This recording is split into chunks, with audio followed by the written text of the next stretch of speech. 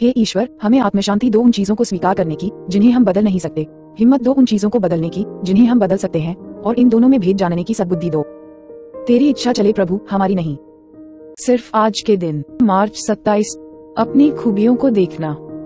Recovery के सिद्धांतों के अनुसार हम धारणा बनाना, एक ही ढांचे में ढालना या प्रवचन देना, ये सब एक दूसरे के साथ न करने की कोशिश करते हैं।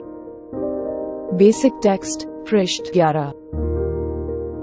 अपने सुधार के दौरान हमने कितनी ही बार दूसरों के व्यवहार का गलत अर्थ लगाया है, उनके बारे में निष्कर्ष दे दिया है, उन पर एक पर्चा चिपका दिया है, उनके नाम पर एक लेबल लगाया और बड़ी सफाई से उस व्यक्ति को वर्गीकृत कर दिया है।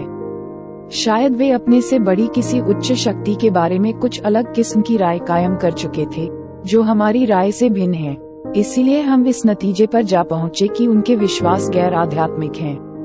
या हो सकता है हमने किसी जोड़े को आपस में बहस करते देख लिया हो और फिर यह मान लिया हो कि उनके संबंध आपस में ठीक नहीं हैं, जबकि बाद में हमें यही पता लगा कि उनका वैवाहिक जीवन तो बरसों से भली भांति फलता फूलता रहा है।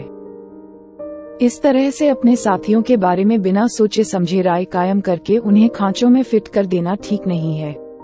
इससे हम उनके बारे में सही तौर पर कुछ भी जानने का प्रयास ही नहीं करते।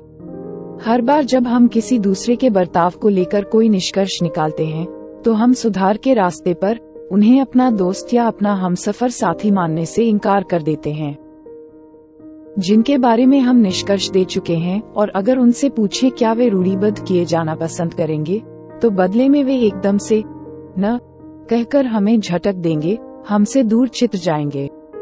अगर हमारे साथ ऐसा हो, तो क्या हम अपने को अपमानित महसूस नहीं करेंगे? हाँ, अवश्य ही।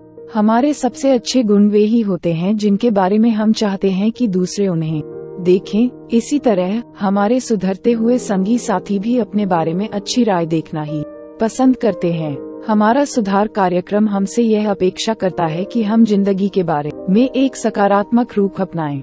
जितना ही हम दूसरों की अच्छाइयों पर ध्यान देंगे, उतना ही हम उन्हें अपने स्वयं के व्यक्तित्व में भी झलकता हुआ महसूस करेंगे। सिर्फ आज के दिन में दूसरों के बारे में कायम की गई अपनी नकारात्मक राय से अपने को मुक्त करूंगा और इसकी बजाय सब में अनुकूल गुणों की प्रशंसा पर अपना ध्यान केंद्रित करूंगा। हे ईश्वर, हमें आत्मशांति दो उन चीजों को स्वीकार करने की जिन्हें हम बदल नहीं सकते, हिम्मत दो उन चीजों को बदलने की जिन्हें हम बदल सकते हैं, और इन दोनों में भेद जानने की सद्बुद्धि दो। तेरी इच्छा चले प्रभु, हमारी नहीं।